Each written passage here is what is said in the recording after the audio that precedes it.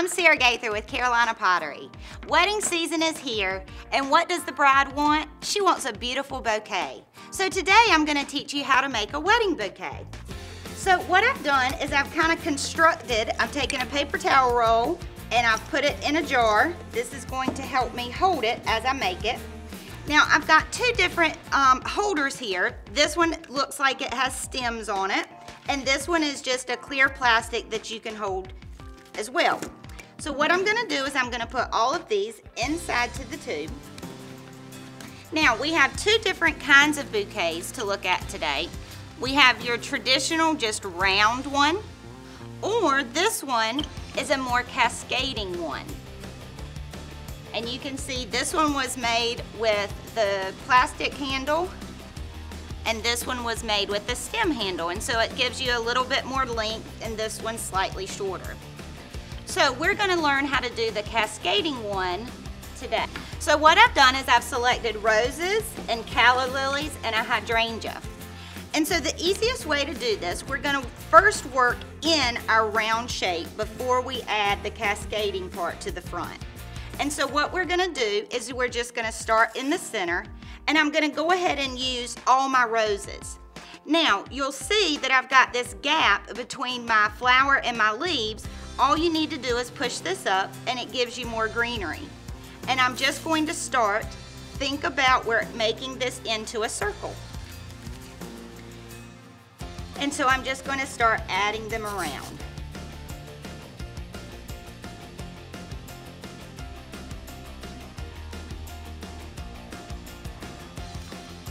So as you can see, I've started adding in just the roses, and I'm making it into a round shape. Then I'm going to come in with my next kind of flower, which is going to be my calla lily, and I'm just going to start filling in the negative spaces. Now, you notice I'm not gluing in yet. I want to kind of get it laid out a little bit before I start gluing in, so that I can make sure I like where everything is. So again, I'm going in a round shape and I'm filling in some of our spaces, but I want to kind of make sure that each flower is evenly spaced around my bouquet. So then once you've gotten in as many calla lilies as you'd like, then what I did is I started with a hydrangea. And instead of, this would be a gigantic flower to have in here, so what I've done is I've started cutting it into little pieces, okay?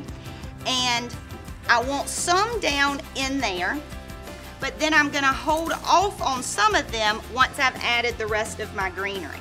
But I wanna make sure that you'll be able to see these as you start to build. So now I'm gonna come in and I'm gonna start adding some greenery pieces to it. We want it to be full, and we're just going to keep adding the flowers, adding the greenery, and it starts to fill in. Now, once you've gotten it completely full the way you want it, we're going to start building from the very bottom part of this, the cascade. And so I've got different berries and other greenery that I'm going to add to the front of it to make it flow. And so you can see these are a little bit longer, and I'm going to stick it in the bottom part so that it starts to hang down in front of the handle. And of course with this, you can manipulate it so that it hangs as low or as long as you'd like it to.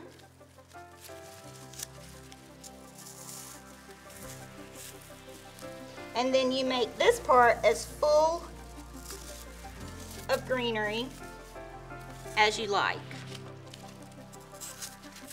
So we'd keep adding and adding, but this gets you the long cascade in the front. So once you've gotten it completely filled in, then what you can do is on the back of your bouquet, you would add a little bit of tulle or ribbon. And what this helps do is, as you're getting a little nervous walking down the aisle, it doesn't start making your bouquet sticky. It gives you something to hold on to there. So you can see that, and that's just looks pretty on the back. Now, some people don't like to see their stems, so there's a couple of things that you can do.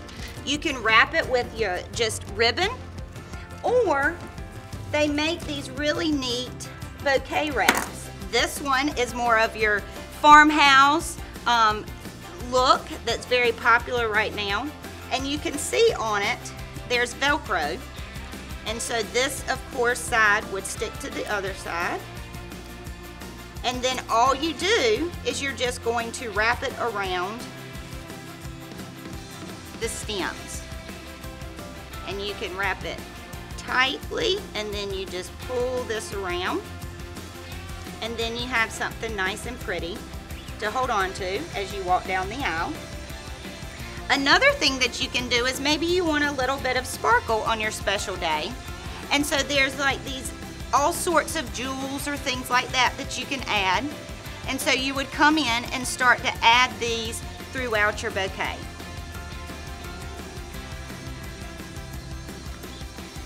And then you're ready to go.